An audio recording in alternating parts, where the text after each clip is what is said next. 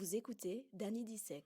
Et bonjour et bonsoir à tous les amateurs d'horreur et bienvenue à notre podcast spécial Halloween, la malédiction des grands-parents. Aujourd'hui, je vais vous plonger dans une histoire terrifiante qui se déroule dans une petite ville tranquille.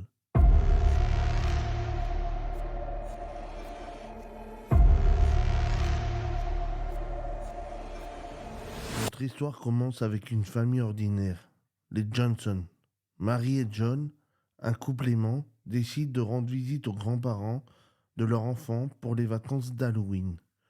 Toutefois, ce qui les attend dans la vieille maison de leurs grands-parents est bien loin de la chaleur d'une réunion de famille.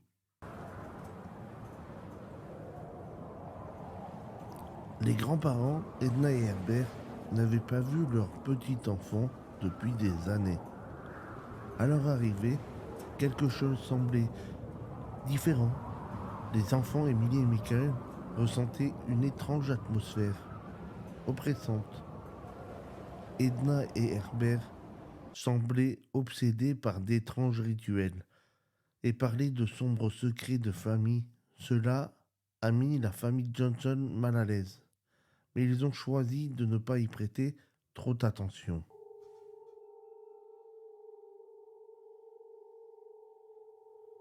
Au fil des jours, des événements de plus en plus inquiétants se sont produits. Les grands-parents sortaient la nuit et Emily et Michael entendaient des murmures inintelligibles dans les coins sombres de la maison.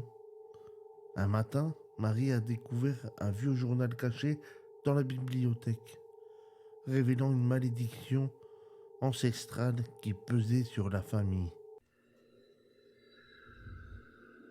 La malédiction exigeait un sacrifice chaque génération pour que la famille puisse prospérer. La terreur s'est emparée de la famille Johnson, réalisant que les grands-parents avaient des intentions maléfiques. Ils avaient l'intention de sacrifier les enfants pour briser la malédiction et assurer leur propre survie. Le temps pressait. Marie et John devaient protéger leur enfant coûte que coûte. Ils ont tenté de s'échapper de la maison, mais la magie noire des grands-parents les empêchait de partir. Les portes et les fenêtres semblaient se refermer d'elles-mêmes, et les murmures semblaient se resserrer sur eux. Emily et Michael ont été emmenés de force dans le grenier sinistre, où le rituel macabre devait avoir lieu.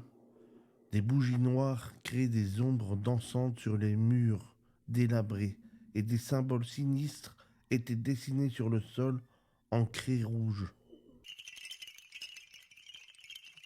Marie et John, quant à eux, ont dû lutter contre les forces maléfiques pour sauver leur enfant.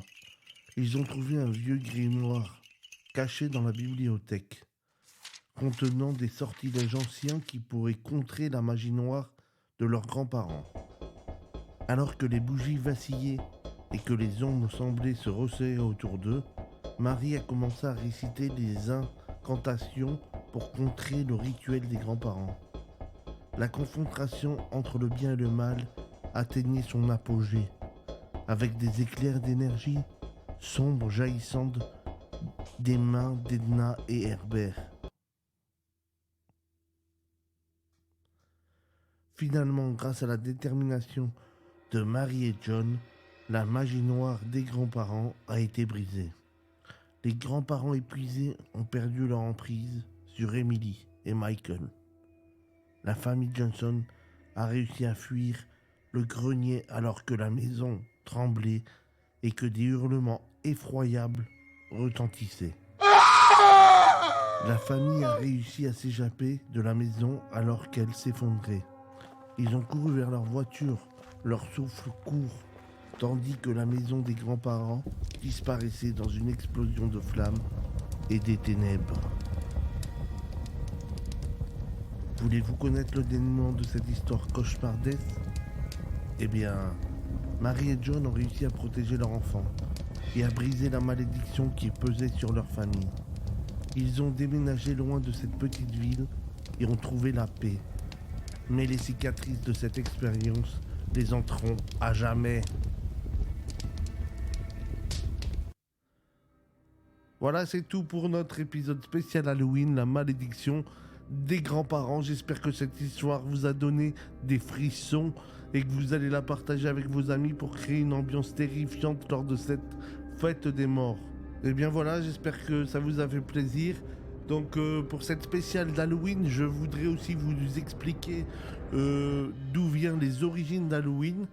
C'est Halloween ou la fête d'Halloween trouve ses origines dans les anciennes croyances et traditions celtes, en particulier la fête celtique de Samhain.